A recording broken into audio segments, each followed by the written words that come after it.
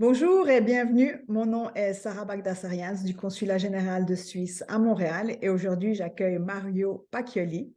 Bonjour Mario, bienvenue. Peut-être pour nos téléspectateurs, je vous laisserai dans un premier temps vous présenter. Bonjour Sarah, grand plaisir d'être ici avec vous aujourd'hui. Je m'appelle, comme vous avez dit, Mario Pacchioli. Je suis suisse, je suis né au Grison en Suisse de langue romanche et je suis un grand amateur des langues, donc j'ai appris les autres langues suisses aussi de par mon père qui est italien et l'allemand parce que quand on est romanche on est bilingue. Et après j'ai appris le français parce que je suis allé vivre en France pour faire de la musique et du théâtre, notamment depuis 15 ans maintenant, voire plus, avec Laurent Brunetti, avec lequel on travaille aussi beaucoup pour l'ambassade suisse, les délégations francophones dans le monde, notamment pour les journées de la francophonie. Et voilà, le théâtre et la musique, c'est mon monde. Et aujourd'hui, surtout, on parle, je pense, des langues et du romanche. Oui, effectivement. Alors, votre langue maternelle, comme vous l'avez dit, c'est le romanche. Nous en parlons parce que nous venons de commencer un Swiss Film Club Canada et nous proposons pour la semaine Emna Romancha, qui souligne justement notre quatrième langue nationale, nous proposons du 22 au 26 février le long métrage suisse Amour senza fin de Christophe Schaub. Alors, comme je vous l'ai dit, le film est en romanche, mais également un petit peu en suisse allemand. Et vous allez nous en parler davantage car vous étiez le coach de langue sur cette création. Euh, je voulais aussi souligner que le romanche, petit détail, a été reconnu le 20 février 1938, donc intégré à la Confédération. L'allemand, le français, l'italien en 1848. Le romanche est parlé par 0,5% de la population suisse, ce qui représente 60 000 personnes. Donc voilà, donc pour revenir au tournage du film qui est proposé pour cette semaine de la langue romanche, vous avez coaché l'équipe, les acteurs, les actrices, et j'aurais voulu savoir comment a débuté cette expérience, comment est-ce qu'on vous a approché pour venir enseigner le romanche à ces non-natifs. Alors, ça s'est passé comme ça que quand ils ont décidé de faire ce film en Surselva, qui est la région des Grisons où ils ont tourné le film, j'étais pas mal présent dans cette région parce que je travaillais sur un projet musical qui s'appelait Remus. Et donc, ce qui faisait que j'ai passé quelques semaines chez moi, en Surselva, là où je suis né et où ils faisaient le film. Et Mariano Chur, qui était un des initiateurs de ce film, Amour senza fin, travaillait également sur ce projet Remus. Et du coup, il m'a demandé si ça m'intéressait d'accompagner les acteurs et les actrices pendant le tournage de ce film. Et pour moi, ça a été une très belle opportunité, évidemment, peut-être aussi de découvrir le romanche une fois d'une autre manière et puis vraiment de travailler avec la langue sous un nouvel aspect. Donc, j'ai dit oui tout de suite. Ah, fantastique, mais justement, vous dites euh, découvrir le romanche sous une nouvelle manière. Comment est-ce que vous avez fait pour que le romanche devienne la langue maternelle de ces personnes, des acteurs et des actrices, dont l'actrice principale, Mona, qui ne parlait pas le romanche à la base? Tout à fait. Le plus important au début, ça a été vraiment de décider ou de savoir quel romanche il parle, parce que il faut savoir que les romanches, même si on a une toute petite langue, si on va de village en village, il y a déjà des dialectes qui changent, même des mots qui sont très particuliers à certains villages. Donc, d'abord, on a dû savoir quel romanche ils allaient apprendre. Et une fois que ça a été décidé, moi, j'ai enregistré en fait tous les dialogues sur ordinateur. Je leur ai donné ces bandes de travail. Et leur premier travail a été vraiment d'apprendre le texte par cœur et de répéter, de répéter. Puis ensuite, on a commencé à travailler et à ajuster ce qui a été à ajuster. Et puis vraiment aller dans un travail beaucoup plus fin. Et surtout, comme vous dites, Rebecca Indramaur, qui joue le rôle principal de Mona, pour elle, ça a été un travail énorme parce que oui, elle connaissait le romanche de part, je crois, de famille, si je ne dis pas complètement une chose qui n'est pas vraie, mais je crois qu'elle avait un contact avec le romanche de quand elle était plus petite, oui. Mais elle ne le parlait pas, effectivement. Ah, OK. Vous parlez de dialectes, on va y revenir, on va les nommer un petit peu plus tard dans cet entretien. Euh, Est-ce que vous avez eu des défis? Si oui, lesquels à faire que les acteurs, les actrices arrivent à une prononciation convaincante? Et comment est-ce que, mis à part l'ordinateur et des bandes enregistrées, les avez-vous entraînés? Mhm. Bon, après qu'ils ont une fois eu vraiment travaillé avec ces bandes pour prendre juste par cœur, après a commencé le grand travail de vraiment de peaufinage de la langue, du mâché, du verbe, et puis bon, après il faut savoir que ce sont quand même des acteurs professionnels et je pense la langue est pour eux un instrument de travail qu'ils savent très très bien gérer. Mais je crois que euh, bah, le plus important, ça a été de trouver le bon rythme, de trouver une manière qui paraît pas apprise, mais qui paraît naturelle. Parce que perdre un accent, ça, c'est le plus difficile. Dire les mots justes, ça, c'est une chose, mais après, avoir l'accent, avoir le flair, avoir le rythme, ça a été très, très, très, très, un très, très grand travail. Et là, on a passé des heures et des heures, parfois même sur un seul mot, hein, qu'on a vraiment dit et redit jusqu'à ce que ce soit parfait. Est-ce que vous avez, vu que vous êtes chanteur, est-ce que vous avez par hasard utilisé la chanson pour, euh, pour entraîner la mélodie de la langue, pour que ça soit plus facile à s'approprier? Pas la chanson telle quelle, mais la mélodie, oui. En général, si on parle, c'est sûr que chaque langue a sa mélodie. Et sachant que, bah, je prends l'exemple de Mona parce que c'est avec elle que j'ai travaillé le plus. Elle est de langue native allemande, qui est une langue germanique, et qui a appris le romanche, qui est une langue latine. Donc la mélodie, elle change, qui est l'allemand qui est peut-être plus droit et le romanche qui est plus chantant. Mais en même temps, il fallait faire attention avec ça parce que si ça devient trop chantant, ça devient trop théâtral. Et ça, pour un film, ça passe pas du tout. Sur la scène du théâtre, ça c'est une chose parce que là, on récite selon quel genre de théâtre c'est. On peut réciter, on peut aller dans l'exubérance, mais dans le film, ça doit paraître très très très vrai, très naturel. Donc oui, on a travaillé sur la mélodie de la langue aussi, bien sûr. Hmm. Et quels mots ou expressions ont été, à votre souvenir, les plus difficiles pour elle? On va prendre alors Mona comme exemple, à apprendre, laquelle ou lesquels ont été peut-être des mots de tête. Euh, Bah, je me souviens qu'on a je me souviens très bien, on était une fois, on tournait dans un restaurant, je crois, ou un hôtel.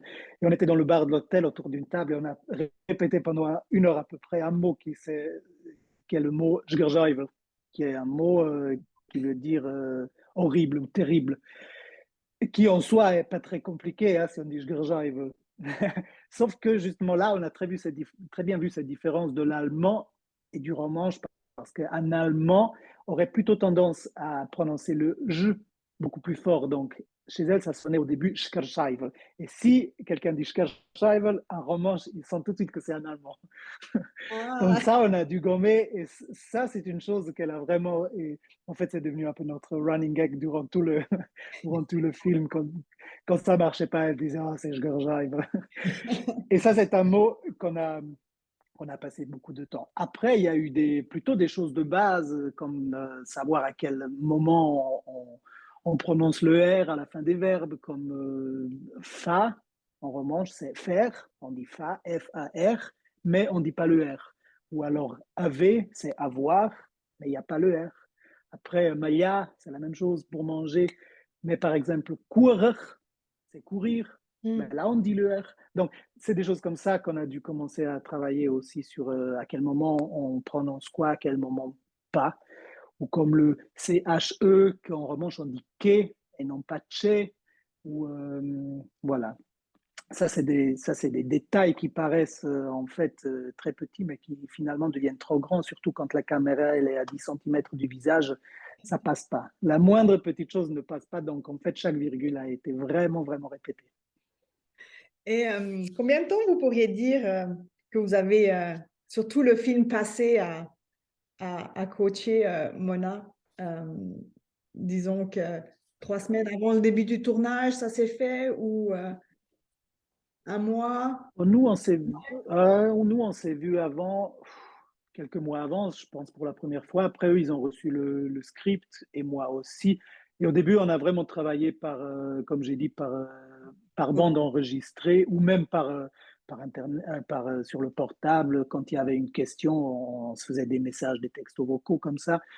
Et puis, le plus grand travail a été quelques jours avant le tournage, où vraiment là, on est allé scène après scène, qu'on travaillait. Et après, sachant qu'un film, on le tourne jamais ou on l'enregistre jamais chronologiquement comme il se C'est passe, hein. On a vrai. commencé par exemple avec une scène qui se passe à la fin du film. Et chaque fois, avant qu'il y avait une scène, on se prenait le temps vraiment de revoir la scène. Et après, moi, j'étais à côté de la caméra avec l'oreillette et je prenais des notes. Donc, en plus du travail d'acteur qu'ils ont dû faire, ceux qui ont appris le romanche, ils ont dû encore se concentrer sur la langue et sur les fautes de langue ou non fautes de langue, ce qui a été un travail vraiment énorme parce que je veux vraiment rappeler ça, on est dans le film et ça c'est quelque chose qui a été vraiment un très très grand défi mais que bah, finalement tout le monde a été très heureux, même les romanches qui entendent étaient scotchés de savoir que c'était des acteurs qui ont vraiment appris le romanche pour ce film. Mm. Mais d'ailleurs, vu qu'on parle du film et des romanches, des gens qui parlent le romanche, euh, vu que ça a été un très très grand succès en Suisse, comment est-ce que le film a été accueilli dans la population romanche? Est-ce que vous avez eu des échos? Oui, bien sûr. En général, très positif. C'est vrai que ben, j'étais là présent quand ils ont présenté la première fois le film, la première romanche, vraiment dans le village où ils ont tourné le film à Mm. Sagogne. Et ben, je regardais, je me suis fait ce plaisir de regarder ben, le film, je le connaissais, donc je regardais un peu le visage des gens qui étaient dans la salle. Et c'était très joli de regarder vraiment ben, les expressions. Et j'ai même pu lire une certaine fierté aussi sur les visages des gens qui ont fait été fiers d'avoir maintenant un film professionnel romanche qui était produit avec des gens qui connaissaient. Il y avait aussi des gens du village qui ont été demandés de faire aussi des petits rôles ou voilà. Donc, oui, il y avait une fierté. En tout cas, je pense qu'en général, ils ont été très contents. Après, il y a eu des scènes dans le film qui ont aussi causé des sourires sur les visages, des scènes un peu coquines, surtout quand ils connaissent, par exemple, les gens qui sont à l'écran et puis Ah. qui les voient dans ces scènes-là. C'était très joli et ça a donné aussi des jolis retours parfois. Est-ce que vous avez connaissance s'il y avait à ce moment-là, ça me vient à l'esprit en ce moment, euh, des non-acteurs qui étaient sur place à ce moment, c'est ça? Il y avait des personnes qui, peut-être, comme vous dites, du village qui ont tourné et qui étaient non-acteurs, des figurants, j'imagine, mais est-ce que d'autres avaient la réplique? Tout à fait, c'était des figurants, mais les gens qui ont joué les premiers rôles ou les rôles parlés, en fait, ça c'était vraiment Des acteurs. ça c'était des professionnels. Non, il y a une ou deux scènes comme ça où, par exemple, il y a une dame qui est dans une boutique qui vend, je crois, du fromage. Elle, par exemple, c'était vraiment la vendeuse de la boutique. Et comme ça, bah, je pense que c'était aussi une volonté de la production aussi d'inclure les gens bah, du lieu, du village, des lieux où ça a été tourné, de les inclure dans le film parce que les gens, ils venaient aussi regarder derrière la caméra comment ça se passait. Et c'était finalement une aventure assez humaine et très familiale et je pense que c'était vraiment la volonté et ça fonctionnait très bien. Et ça se sent, je pense, dans le film aussi. Absolument, absolument. Euh, Encore pour revenir à la langue ou à votre rôle de coach, est-ce que vous auriez des astuces que vous avez utilisées pour les acteurs et que vous pourriez partager avec les téléspectateurs dans la façon qu'ils peuvent affiner leur prononciation? Oui, répéter, répéter, répéter, mais est-ce qu'il y a je ne sais pas quoi, le petit plus? Bon, bon après, pour affiner, ça voudrait dire qu'il parle déjà bien le Ah, romanche. je comprends. Mais si c'est pour apprendre la langue, peut-être si vous voulez Mhm. conseiller comment apprendre une langue, je ne sais pas, je pense que une belle chose, ou ce que j'ai aussi conseillé aux acteurs pour apprendre le romanche, pour se baigner dans cette langue, je disais souvent, ben, allez dans des restaurants, dans des boutiques, dans des lieux publics, écoutez les gens, regardez les faire, comment ils utilisent les mains, parce que les mains parlent toujours avec la langue aussi. Donc, comment ils parlent, où ils placent la langue, comment ils chantonnent pas, comment ils utilisent. Et ça, ça c'était par exemple un conseil que j'ai donné et qu'ils ont aussi fait. Après, bah, j'imagine bien qu'au Canada, ça va être difficile d'aller dans un lieu public où ça parle romanche. Mais après, il y a aussi la possibilité de regarder des films. Pour apprendre une langue, je trouve que c'est une chose très, très belle à faire de regarder un film avec des sous-titres. Bah là, en l'occurrence, par exemple, Amour Saint, ce film. Ou alors, il y a de la musique romanche, il y a des auteurs romanches qui ont écrit en romanche. On trouve plein de choses sur Internet sur le romanche qu'on peut visiter et aussi pour découvrir un peu surtout la sonorité de cette langue. Le romanche a donc alors journaux, enfin il s'écrit, on peut vous retrouver ça sur Internet, une radio Oui. aussi peut-être qu'on peut trouver depuis le Canada qui serait la radio officielle? Comment est-ce que... Bien sûr, on a la RTR, la radio-télévision romanche, qui est une chaîne officielle publique de l'État, qui est la chaîne romanche, qui existe dans toutes les 4 langues suisses. Et après, on a un journal quotidien, la Quotidiana. On a aussi une maison d'édition qui est la Casa Editura. Il y a la Lia Romanche qui est vraiment l'organisation officielle pour le maintien et la promotion du romanche. Et tout ça, par exemple, sur Wikipédia, j'ai vu, il y a un très beau résumé en fait sur le romanche avec toutes les particularités, aussi avec d'autres liens et on trouve beaucoup, beaucoup de choses sur le romanche sur Internet, effectivement. Ok, bon, donc si jamais nos téléspectateurs ont envie d'en apprendre davantage, ils peuvent aller voir là. On parlait justement d'idiomes, romanche, de dialectes. Peut-être vous voudriez approfondir un peu plus sur les 5 dialectes qui existent et lequel il a été utilisé pour le film. Alors, effectivement, je parlais tout à l'heure des dialectes, et ça, ce sont des dialectes ou des particularités de la langue qui changent vraiment de village en village. Par exemple, nous, là où j'ai grandi, on est une commune de 3 villages qui se réunissent autour d'une commune. Et même là, dans la même commune, si on va de village en village, on a des choses qui changent. Par exemple, pour toi, nous, on dit ti, et dans le village d'à côté, qui est à 1 kilomètre, ils disent toi. Ah, Donc, des petites choses comme ça change déjà. Après, oui, on a les 5 idiomes, du coup, qui sont alors, du coup, vraiment très, très différents de romanche en romanche. On a le sourd-sylvan, le zôtre-sylvan, le valadre, le pouter et le sourd-miran. Donc, ça, ce sont des idiomes qui sont même parfois grammaticalement différents, et ces idiomes sont tellement différents que, par exemple, quand il y a une nouvelle impression de livre d'école, hmm. ils sont imprimés dans chaque langue différemment, et tellement ils sont différents. Et géographiquement, où trouve-t-on Romanche et comment cette partie, les Grisons, en fait, c'est la Suisse, est divisée par rapport aux idiomes? Alors, le romanche se parle au grison, uniquement au grison en Suisse. Après, il y a aussi en Italie une partie qu'on appelle des langues romanes. Mais en Suisse, le romanche, c'est vraiment parlé au grison. Entre autres, au grisons, on parle aussi l'allemand et l'italien, donc c'est très complexe. J'essaie de le faire très simple et très, très court. Donc, au Grison, si on va vraiment dans les différentes vallées, on peut regarder sur la carte géographique, c'est vraiment organisé par vallée. Les vallées qui descendent vers l'Italie, c'est vraiment l'Engadine. Là, c'est vraiment peut-être aussi un romanche qu'on entend, qui est plus influencé par l'italien ou par des dialectes italiens aussi, du Tessin, du nord de l'Italie.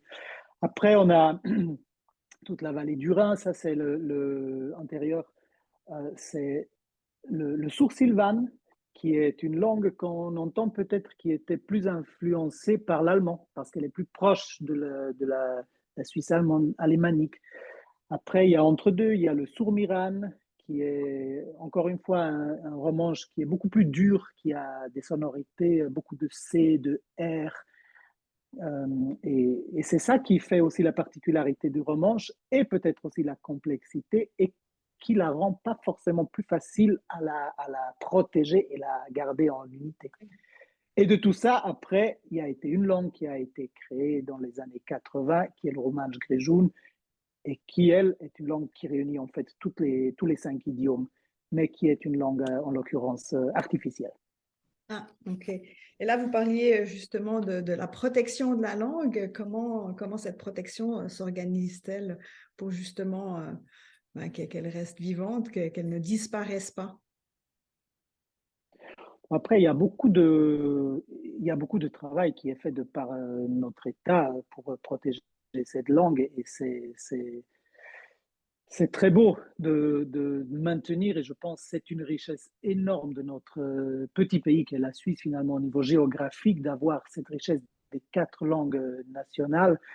Et souvent, je parlais tout à l'heure des voyages que je faisais avec Laurent Brunetti où on va chanter aussi pour notre pays.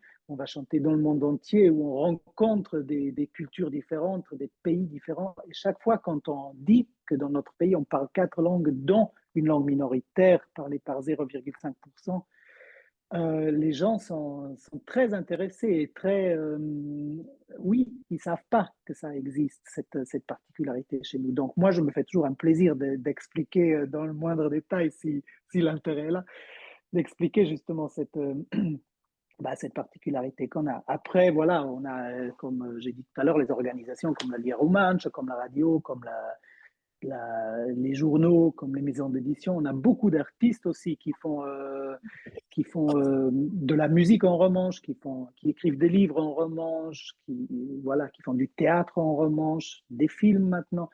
Et puis aussi au niveau politique, l'accent il est mis très très fort sur nos quatre langues nationales. Et tout ça, ça aide à garder cette langue en vie, j'espère encore très très longtemps. Oui, nous l'espérons. Effectivement, c'est une vraie richesse pour la Suisse et pour son peuple. Euh, pour revenir au film, est-ce que vous auriez comme ça une petite anecdote ou quelques, au pluriel, anecdotes à partager avec les gens qui peut-être l'ont vu ou vont le voir, dépendamment de quand ils vont regarder cet entretien enregistré? Ouais, il y a des anecdotes que je ne peux pas Qu'on peut dire, raconter. non, non, qu'on peut dire. Après, bah, des anecdotes comme ça, non, il n'y a rien qui vient que je pourrais raconter comme ça. Après, bah, c'est ce que j'ai dit tout à l'heure, peut-être que je pense, oui, cette- ce fait d'être très proche en fait du monde ou de la vie quotidienne de ces villages où ça a été tourné, des gens qui étaient là, je pense. Ça ressent. Et là, il y a eu plein de belles anecdotes aussi. Il y a une scène, par exemple, où il y a des enfants qui Mhm. jouent C'est bon. sur un place d'école. C'était très drôle parce que en fait ils étaient tellement dans le jeu qu'ils avaient oublié en fait que c'était un film. Donc là on a beaucoup ri parce qu'en fait ils faisaient pas attention aux acteurs donc ils couraient devant la caméra, ils rentraient dans les acteurs donc on a dû refaire cette scène je sais pas combien de fois. Mais tout ça, je pense a donné cette fraîcheur justement à ce film, que ce mélange comme je disais des gens de là. Là, il y a plein d'anecdotes, mais finalement, ces anecdotes-là, on les voit dans le film. Donc, après, derrière, voilà, j'ai pas d'autres anecdotes comme ça croustillantes qui me viennent comme ça à l'esprit. Peut-être une fois qu'on arrête l'entretien, ça me vient. Pas de souci, pas de souci. Mario, je vous remercie pour ce partage et de toutes ces informations sur le romanche. Je veux souhaiter aux téléspectatrices et aux téléspectateurs un bon visionnement d'Amour Senza Fin. Et si vous voulez en apprendre davantage sur le travail de Mario Pacchioli, vous pouvez toujours le rejoindre sur son site internet qui est www.mariopacchioli.com. Alors, Pacchioli, c'est Pacchioli, Exactement. .com. Alors, voilà. Merci infiniment, Mario. Merci, chers téléspectatrices, téléspectateurs. À tout bientôt. Merci beaucoup aussi et une très belle journée. À bientôt. Bye bye.